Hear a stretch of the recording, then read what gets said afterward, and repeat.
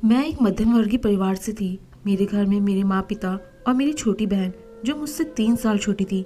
मेरा रंग सांवला जो मेरे पिताजी जैसा और मेरी बहन का दूध की तरह गोरा था जो मेरी माँ की जैसी।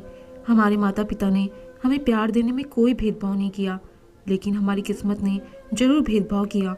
बचपन से ही घर के बाहर वालों ने मुझे नहीं बल्कि मेरी बहन को सबसे ज़्यादा प्यार दिया, इसलिए अपनी बहन से थोड़ी ईर्ष्या करती थी।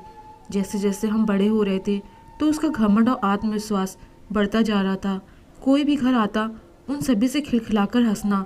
एक पल में वह उन्हें अपना बना लेती थी। ज़्यादा बातूनी हो गई थी, लेकिन पढ़ाई में थोड़ा कमज़ोर, जिसके कारण पापा मम्मी से डांट पड़ती थी, जिसका उसे कोई फ़र्क नहीं पड़ता। वह कहती, पढ़ लिख कर क्या करना है, घर ही तो संभालना है और पति मुझे संभाल लेगा। मेरी छोटी बहन कॉलेज में थी और मैं जॉब करती थी। मुझे पता चला कि मेरी बहन किसी को पसंद करती थी। ऐसे तो उसके बहुत सारे फ्रेंड थे, लेकिन खास सिर्फ एक जो अक्सर घर भी आता। लड़कियों में से एक भी फ्रेंड नहीं था। माँ को थोड़ा अच्छा नहीं लगता, पर मैंने समझाया कि लड़कों से दोस्ती करने में कोई बुराई नहीं है, बस वह अच्छे होने चाहिए। पर माँ का मन तो माँ का ही था। हम सभी को लगा कि वह उसके प्रति सीरियस थी, पर कुछ ही समय बाद मुझे पता लगा कि वह बहुत सारे लड़कों के प्रति सीरियस थी। मैंने उसे समझाया तो वह उल्टा मुझ पर ही बरस पड़ी। दीदी, तुम्हारा तो एक भी बॉयफ्रेंड नहीं है, इसलिए तुम मुझसे जलती हो। यह लेक्चर देना बंद करो, पहले एक लड़का पटाकर तो बताओ। मैंने कहा, कैसी भाषा यूज़ कर रही हो, पटाकर? मुझ पर दरवाज़ा बंद कर वह कमरे से बाहर निकल गई। उसकी बात मुझे दिल से चुभ गई। मैं अपने आप से सवाल करने लगी, क्या मुझे कोई भी पसंद नहीं करेगा? पसंद का क्या है? अगर मैंने भी सलवार कमीज हटाकर छोटे कपड़ों में आ गई तो 50 लड़के लाइन में खड़े हो जाएंगे। ठीक है, अब मैं उससे बताती हूँ। जोश जोश में मैंने भी 2-3 शर्ट ड्रेस खरीदी और ऑफिस पहुँच गई, इस सोच के साथ कि कोई तो आकर्षित हो ही जाएगा। सभी मुझे घूर घूर से देख रहे थे। मुझे भी कुछ अटपटा सा लग रहा था, पर सभी को नज़रअंदाज कर मैं अपने काम पर ध्यान देने लगी। काफ़ी सारी लड़कियां भी थीं। समय के साथ लोगों का ध्यान भी मुझसे हट गया।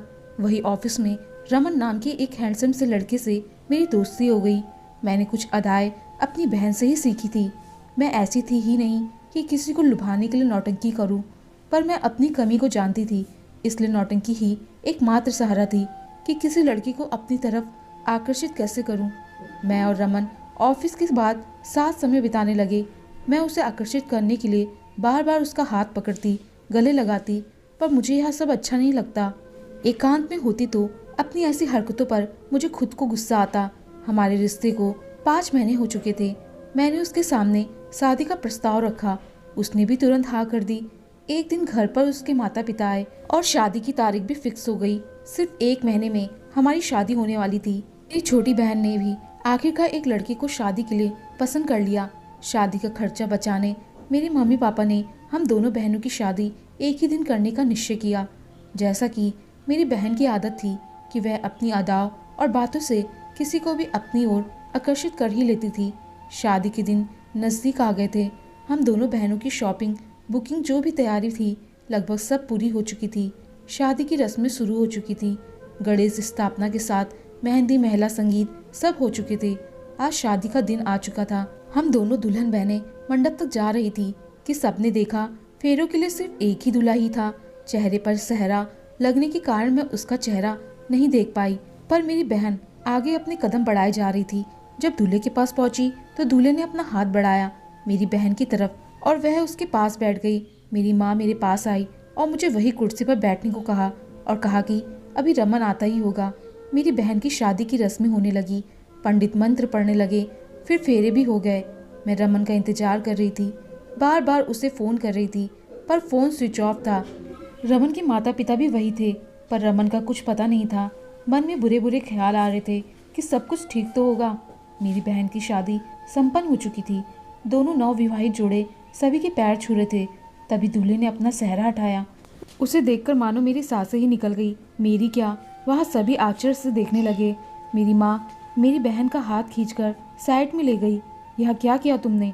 तू ऐसा कैसे कर सकती है?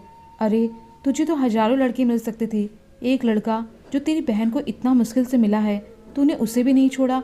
मुझे अपनी माँ की बातें सुनकर बहुत बुरा लगा। क्या मुझे कोई लड़का इतना मुश्किल से मिलेगा? मैं आज जीवन में पहली बार अपमानित महसूस कर रही थी, अपने रंग के कारण नहीं बल्कि अपने द्वारा किए गए उस कार्य को जिसे करके मैंने रमन को आकर्षित करने की कोशिश की और मैं उसे यहाँ लेकर आई। मैं भूल गई थी कि मुझसे बड़ी गुरु तो मेरी बहन है। इस मामले में जो मुझ पर फिदा हो सकता है वह तो किसी और पर भी फिदा हो सकता है। कितनी इडियट हूँ मैं, किस चक्कर में पड़ गई थी। और मैं मुस्कुराने लगी।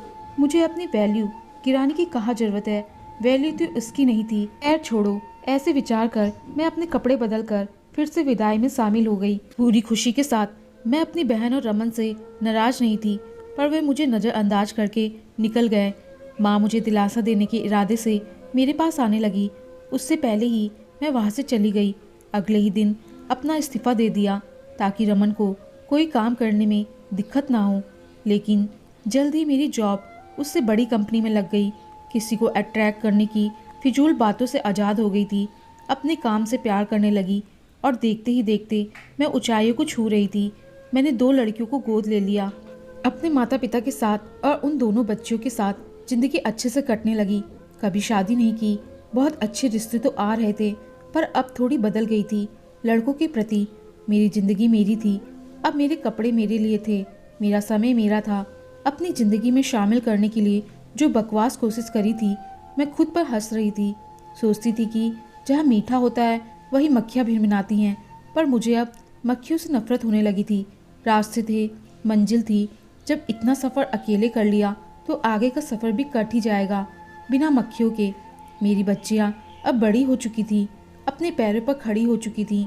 सब कुछ सिखाया, पर यह भी सिखाया कि मक्खियों को दूर कैसे भगाते हैं। जीवन में इतने मीठे भी मत बनो कि शहर भर की सारी मक्खियाँ आपके आसपास भिनभिनाने लगे। जीवन में थोड़ा कड़वापन भी चाहिए। कम से कम खुद के साथ ईमानदारी से जी रही थी। मैं खुश थी क्योंकि मैं अपने आप से प्यार करने लगी थी। दोस्तों, आपको कहानी पसंद आई हो तो लाइक, शेयर और कमेंट जरूर करें और चैनल पर नए आए हैं तो चैनल को सब्सक्राइब करना ना भूलें। धन्यवाद।